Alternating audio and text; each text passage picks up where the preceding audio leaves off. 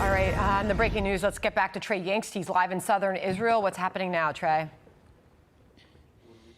Yeah, John, Sandra, good afternoon. I just want to describe to you what it's like on the ground. We're getting a lot of mixed reports from inside Gaza and the possibility of Israeli troops being engaged by those Hamas and Islamic Jihad fighters. I just want to stop talking for a moment. You can hear behind me the engines of APCs. Israeli troops are on the move here along the Gaza border, and it is a new piece of critical information in all of this.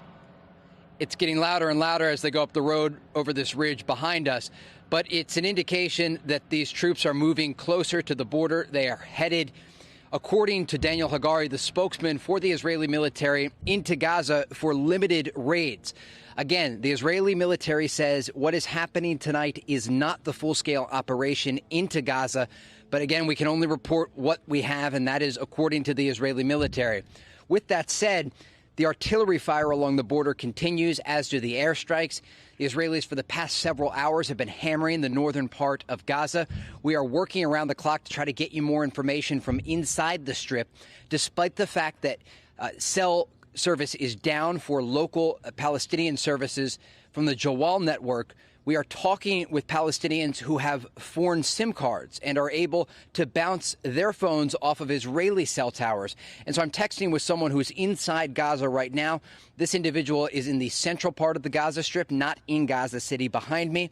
And he is talking about the situation inside, saying they can hear the airstrikes, but where he's located in the central part of Gaza, there are no airstrikes. Another indication this is focused on the northern part of the Gaza Strip. He continues to say that the situation is difficult and asking questions just about what's happening. There's a lot of confusion inside Gaza with the cell towers down for local Palestinian SIM cards and questions for the more than 2 million civilians that are currently inside Gaza. But again, the latest that we can report, John and Sandra, is that the artillery along the border continues, as do the airstrikes. There are a movement of troops behind us. The Israelis, it appears, are entering the Gaza Strip in what we can confirm is a limited ground operation. That's tank fire going into Gaza. I'm not sure if you could see any of that, but you can hear the blast and the ground shaking here. It gives you a sense of just how close we are to the battle that is unfolding behind us. John, Sandra? We can certainly hear that. Wow, Trey, definitely different than what we've been hearing.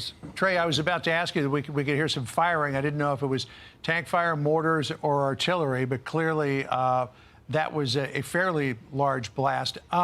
We just heard from John Kirby a few minutes ago, who said that the United States would support a pause in the military operations in order to get aid to the Palestinians in Gaza and as well try to make some headway on hostages. It would seem like a pause is not something that Israel is entertaining at this moment, at least. It doesn't seem so. And when we spoke with Israel's defense minister, Yoav Gallant, earlier today in Tel Aviv, he discussed this. And like I said earlier, much of the conversation was off the record, but a lot of it we were able to get approved so that we could report this information. And one of the 4 points for the Israelis, one of their main objectives in all of this, as the war is about to enter its 22nd day, is to get those hostages out of Gaza. I just saw a flash there, likely more tank fire. It gives you a sense of how close we are here. Okay. We are right on the edge of the battle here. And again, rocket fire is continuing into southern Israel. The airstrikes continue along the border. And these tanks that are clearly just over the ridge from us are now firing into the Gaza Strip. So we're talking about airstrikes, artillery, tank fire. Wow. And just to give you a sense of what it's like here in southern Israel, a few moments ago, and you can hear the movement of those troops now, a few moments ago, we took fire here, and it was likely rocket fire. We couldn't hear the whiz of mortars, so probably short-range rockets that the factions inside Gaza are still firing into Israeli territory.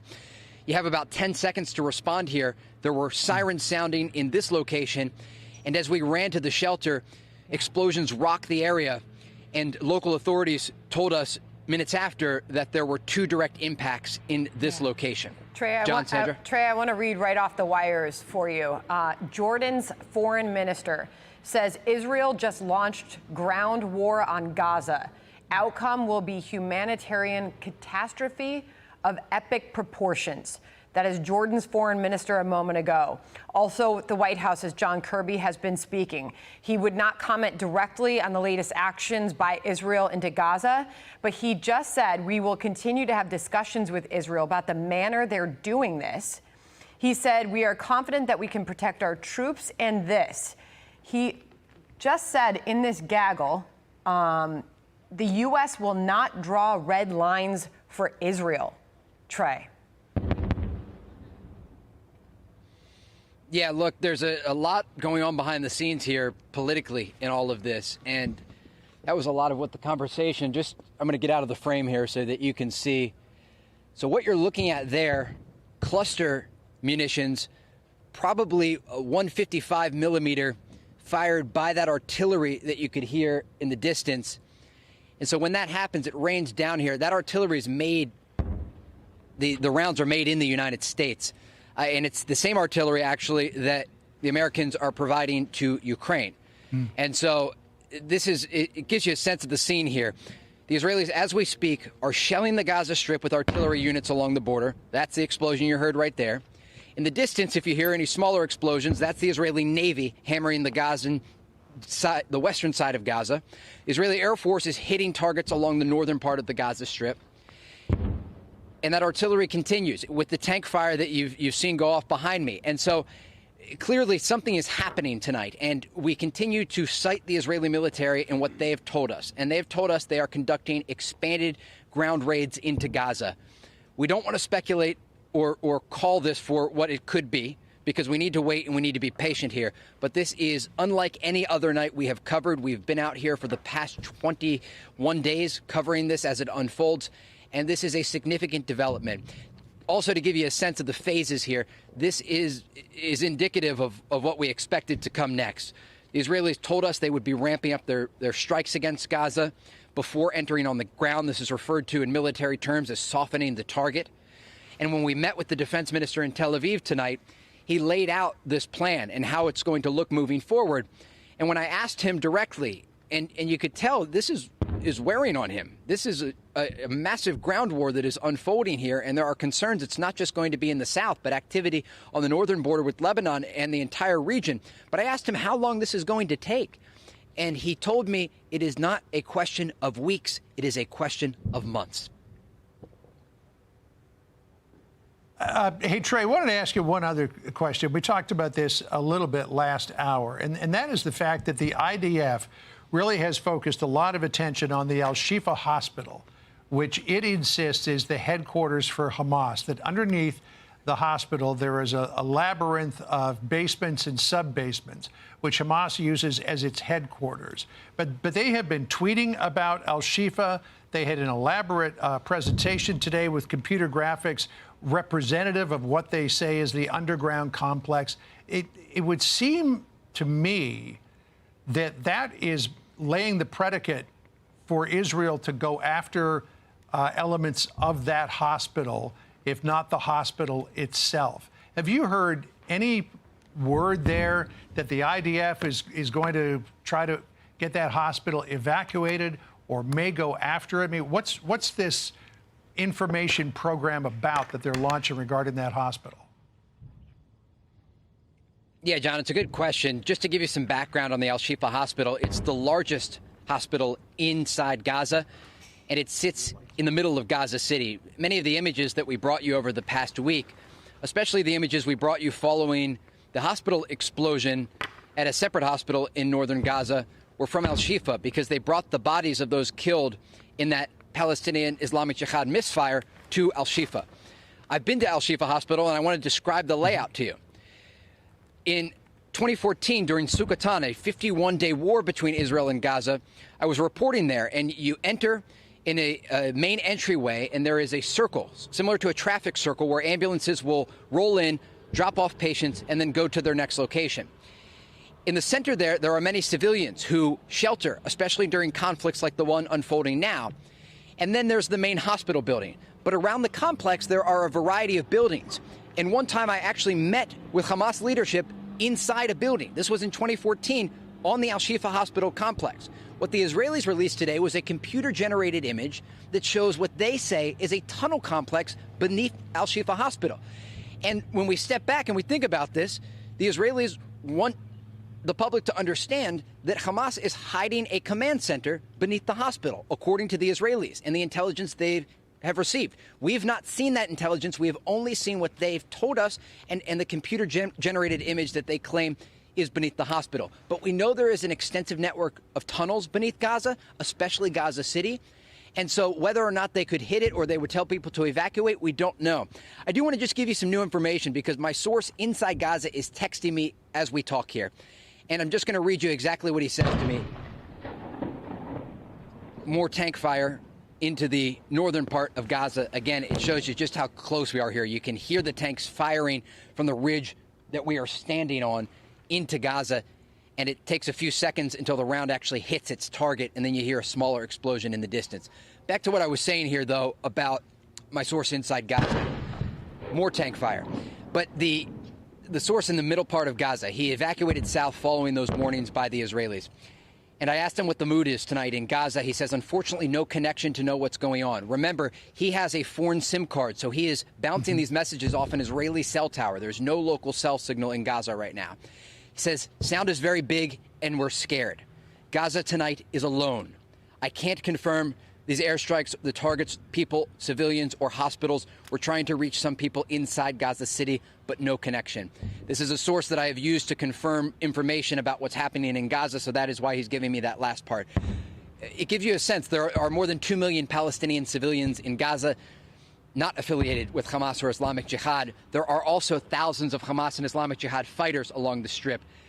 That is why this is so complicated, what's taking place. But we've got to talk about those civilians in Gaza who are innocent bystanders in all of this. And they are also terrified tonight. War is such a terrible thing. And when you think about what it is like inside the Strip, we've been there when war erupts.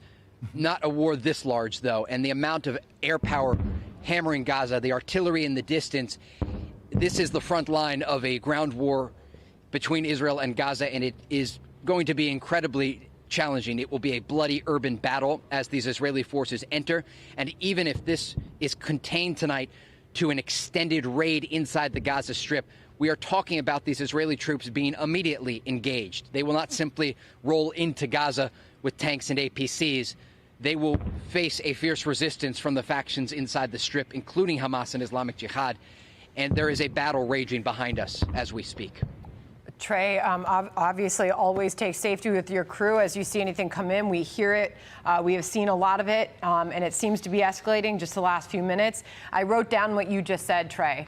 As we have a few minutes to the top of the hour here, almost 3 o'clock here on the East Coast, almost 10 p.m. there in southern Israel. You said in the 21 days that you've been covering this, tonight is unlike any other, Trey. Obviously, things are changing. Absolutely. Things are changing. This is the next phase of the war. At this moment, I cannot confirm to you that the ground operation has begun. What we can tell you is that a new phase is underway right now as we speak. The Israelis are describing that phase as an extension of the raids that were taking place over the past few nights. But this war is entering a phase that we knew it would enter, according to the top intelligence officials we're talking to, not just here on the ground, but also in the United States. We've been trying to get a full picture of what's taking place here. And this was what was described to us as the next step in all of this, increasing the airstrikes, pushing in on the ground to test what the resistance would be like for the Israeli soldiers, and then ultimately continuing with the plan. And that plan, according to the Israeli military and the defense minister, who we talked with face-to-face today in Tel Aviv, is to completely destroy Hamas. And just listen here. You can hear those APCs. They are headed toward the Gaza Strip as we speak. Trey, you've been doing amazing reporting. We'll let you get a break because obviously it's going to be a long night where you are. Most of the fire, it would seem, is outgoing, which is good, but the chance for incoming fire is always there. So stay safe, my friend. Doing great work. Hey, Sean Hannity here. Hey, click here to subscribe to Fox News YouTube page and catch our hottest interviews and most compelling analysis. You will not get it anywhere else.